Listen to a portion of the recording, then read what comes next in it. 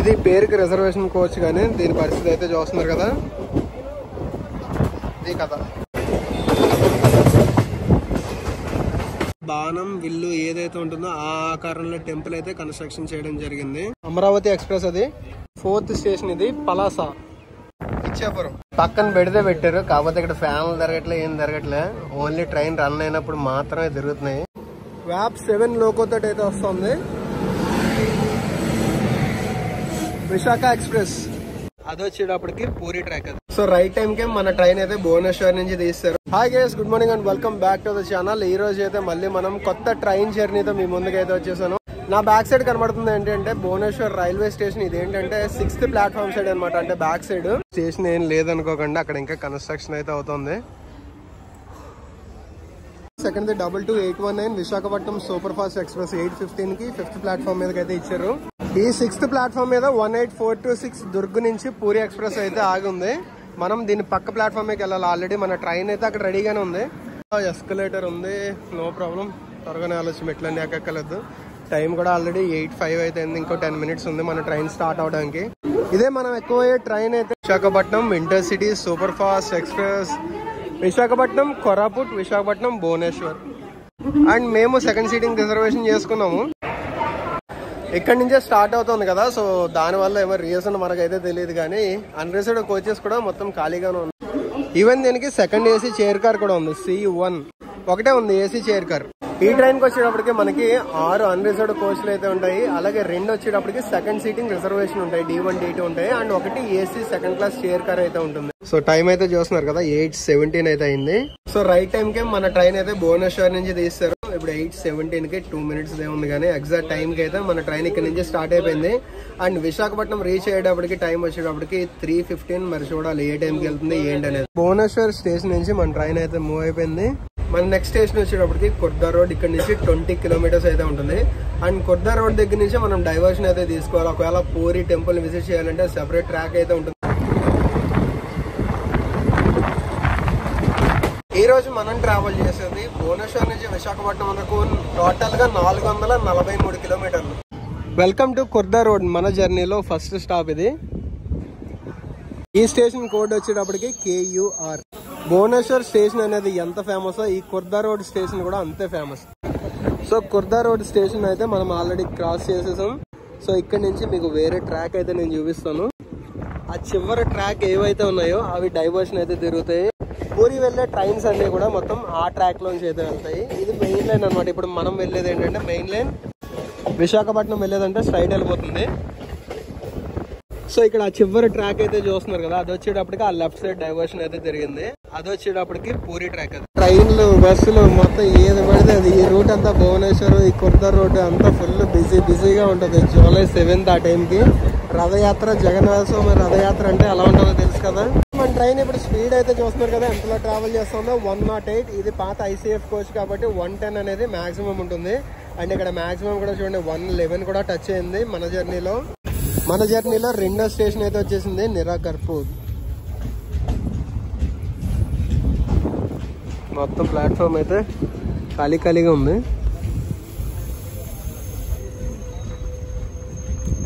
ఈ ట్రైన్ మనకి భువనేశ్వర్ లో స్టార్ట్ అయిన తర్వాత మొత్తం ఒరిస్సా స్టేట్ లో 13 స్టేషన్లు అయితే ఉంటాయి. తర్వాత ఇచ్చాపురం దగ్గర మన ఆంధ్రలోకి అయితే స్టార్ట్ అవుతుంది. అండ్ ఇచ్చాపురం దగ్గర నుంచి విశాఖపట్నం వరకు ఇంకొక 13 స్టేషన్. అంటే విశాఖపట్నం అనేది 26వ స్టేషన్ అయితే అవుతుంది. ఇప్పుడు మనం ట్రావెల్ చేసేది మొత్తం ఇదంతా కూడా ఈస్ట్ కోస్ట్ రైల్వేలోకి అయితే వస్తుంది. ఇది ఎక్కడ వరకు అంటే మన విశాఖపట్నం దాటిన తర్వాత దువ్వాడ ఉంది కదా, దువ్వాడ వరకు కూడా ఈస్ట్ కోస్ట్ రైల్వేలోకి వస్తుంది.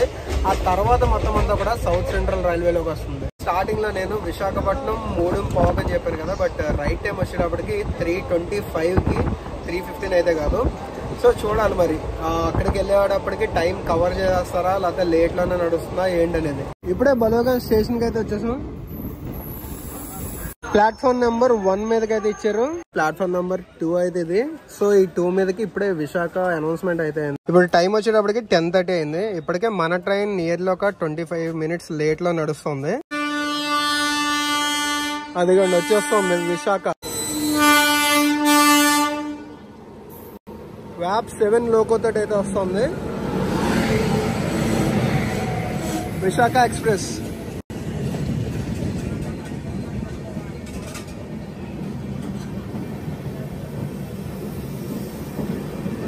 ట్రైన్ నెంబర్ వచ్చేటప్పటికి 17015.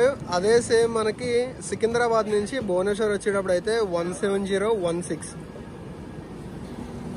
విశాఖకి అయితే సిగ్నల్ ఇచ్చారు. సో అదైతే మూవ్ అవుతుంది. దాని గురించి ఆ క్రాసింగ్ గురించి మన ట్రైన్ అయితే ఇప్పటి వరకు పక్కన పెట్టారు. పక్కన పెట్టారు. కాకపోతే ఇక్కడ ఫ్యాన్లు తిరగట్లే, ఏం తిరగట్లే. ఓన్లీ ట్రైన్ రన్ అయినప్పుడు మాత్రమే తిరుగుతున్నాయి. సో అందుకనే ఇదిగో మా పరిస్థితి అయితే చూస్తున్నారు కదా, మొత్తం చెమటలు కారిపోతున్నాయి. ఇలాంటి ట్రైన్ లో ఒక 2 సార్లు అటు ఇటు తిరిగితే గ్యారంటీగా డీహైడ్రేషన్ అయిపోయి మంచం ఎక్కేస్తాం. అలా ఉంది దీంట్లో పరిస్థితి అయితే. టైం వచ్చేటప్పటికి 10:43 అయితే అయింది. ఇప్పుడే మన ట్రైన్ మళ్ళీ బలుగా నుంచి అయితే తీశారు. అండ్ ఇప్పటికీ మొత్తం టోటల్ 32 మినిట్స్ లేట్ లో నడుస్తుంది. ఆ విశాఖ ఎక్స్ప్రెస్ గురించి ఎంతసేపు అయితే ఆపేశారు కదా, ఇప్పుడే మన స్టేషన్ నుంచి అయితే మూవ్ అవుతుంది. ఇప్పుడే చిలుక స్టేషన్ కి అయితే వచ్చింది, మళ్ళీ మూవ్ అయిపోతుంది. జస్ట్ 1 మినిట్ ఆపారు అంతే.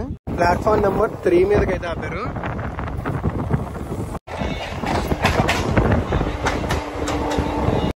చూడండి ఇక్కడ మొత్తం కనబడుతుంది కదా, అదంతా చిలుక లేక్. అది ఈ చిలుక లేక్ అనేది లార్జెస్ట్ బ్రాకిష్ వాటర్, అంటే సీ వాటర్ లో సెలైన్ కంటెంట్ ఎలా ఉంటుందో అంత ఉండదు, కానీ సెలైన్ కంటెంట్ అలాగే నార్మల్ ఫ్రెష్ వాటర్ లేక్ రెండు కలిపినట్టుగా ఉంటుంది. అలాగే ఈ చిలుక లేక్ దేనికి ఫేమస్ తెలుసా? దీంట్లో డాల్ఫిన్స్ కూడా మనం స్పాట్ చేయొచ్చు.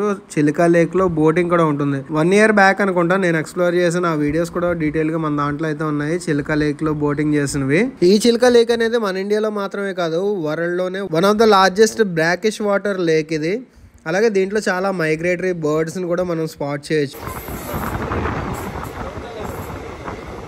ఛత్రపూర్ స్టేషన్ అయితే వచ్చింది. ఇక్కడ నుంచి మళ్ళీ మనం అయితే మూవ్ అయిపోతున్నాం. నెక్స్ట్ వచ్చేటప్పటికి బ్రహ్మపూర్, అక్కడతోటి ఒరిస్సా అయితే అయిపోతుంది. ఒరిస్సా అయిపోవడం అంటే నెక్స్ట్ స్టేషన్ ఇచ్చాపురం అనేది మన ఆంధ్ర. వచ్చేసాం మనం బ్రహ్మపూర్ కి.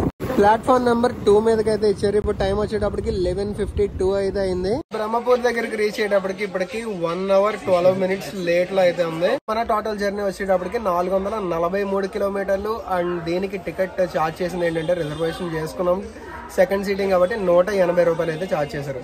సో 180 రూపాయల్లో మనం 443 కిలోమీటర్లు అయితే ట్రావెల్ చేస్తున్నాం.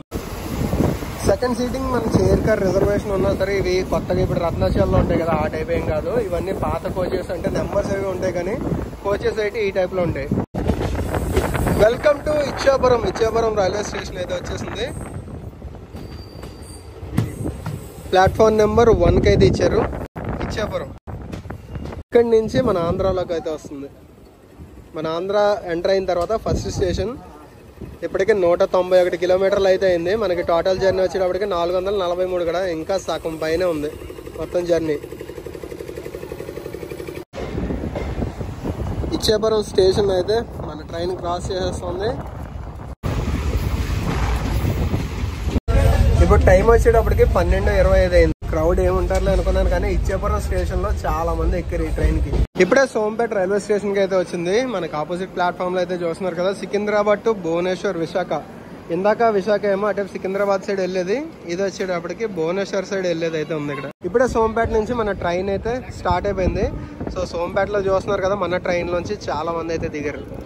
అంటే ఈ ట్రైన్ లోంచనే కాదు, ఆపోజిట్ లో అది కూడా వచ్చింది కదా విశాఖ, దాంట్లోంచి దీంట్లోంచి కలిపి చాలా మంది అయితే దిగారు. సో సోంపేట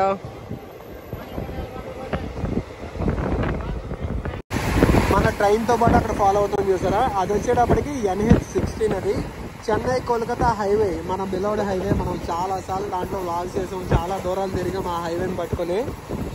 మన ఏపీలోకి వచ్చిన తర్వాత 3వ స్టేషన్ అయితే వచ్చేసాము, Mandasa road.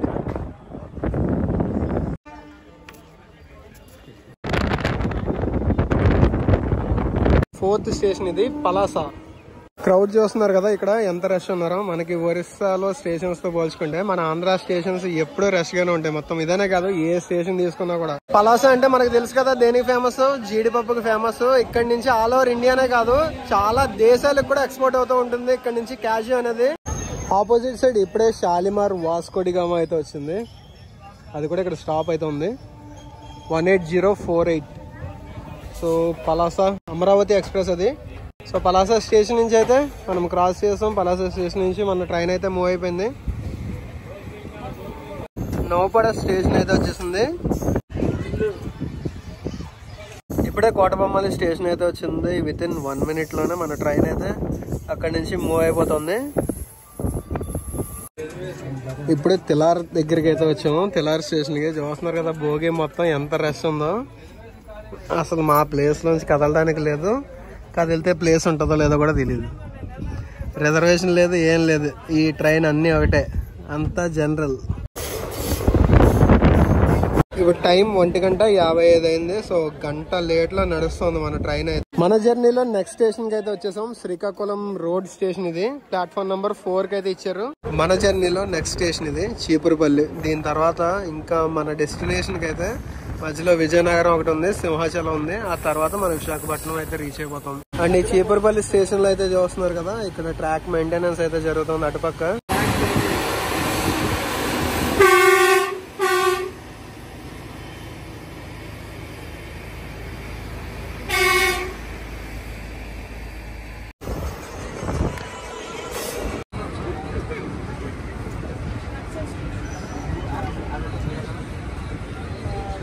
Vizianagaram junction station కి అయితే వచ్చేసాం.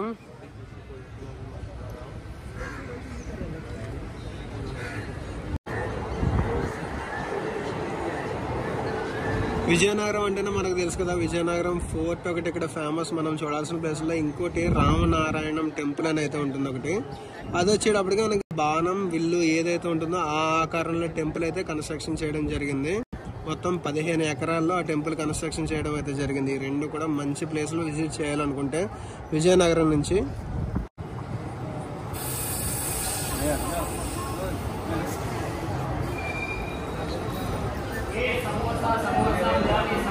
ఇంకా 61 కిలోమీటర్స్ అయితే ఉంది మన డెస్టినేషన్ స్టేషన్ కి.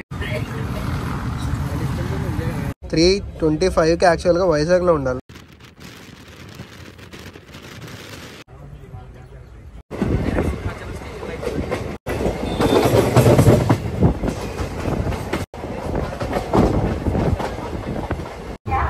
వచ్చేసాం సింహాచలం స్టేషన్ కి. మన ట్రైన్ లో మొత్తం ఆల్మోస్ట్ క్రౌడ్ అంతా కూడా సింహాచలంలోనే దిగిపోయారు, చూస్తున్నారు కదా. ఈ సింహాచలం ఇక్కడ రైల్వే స్టేషన్ నుంచి టెంపుల్ కి వెళ్ళాలంటే 5 కిలోమీటర్స్ డిస్టెన్స్ అయితే ఉంటుంది. సో టెంపుల్ ఎవరైనా విజిట్ చేయాలనుకున్నా మోస్ట్లీ సింహాచలం స్టేషన్ లో దిగొచ్చు. చాలా ట్రైన్స్ ఆగుతాయి, పాసింజర్స్ తో పాటు ఎక్స్ప్రెస్లు, సూపర్ ఫాస్ట్లు చాలా ఆగుతాయి ఇక్కడ. ఇది పేరుకి రిజర్వేషన్ కోచ్, కానీ దీని పరిస్థితి అయితే చూస్తున్నారు కదా. ఇది కదా, ఇప్పుడే మనకి వైజాగ్ అవుట్స్కట్స్ లో అయితే ఆపారు. Visakha rail nursery, east Coast railway, Waltair division లోకి అయితే వస్తుంది. ఇప్పుడే విశాఖపట్నంలోకి అయితే ఎంటర్ అవుతున్నాం. స్టార్టింగ్ లో ఇక్కడ చూస్తున్నారు కదా, ఇదంతా విశాఖపట్నం లోకో షెడ్ ఇది.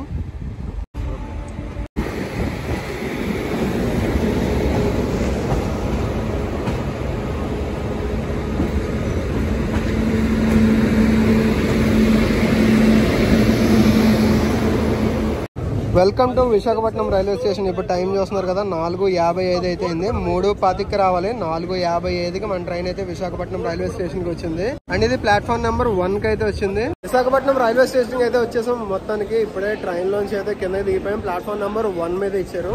సో ట్రైన్ అయితే లేట్ అయింది, బట్ ఓవరాల్ గా జర్నీ చూసుకుంటే ఓకే.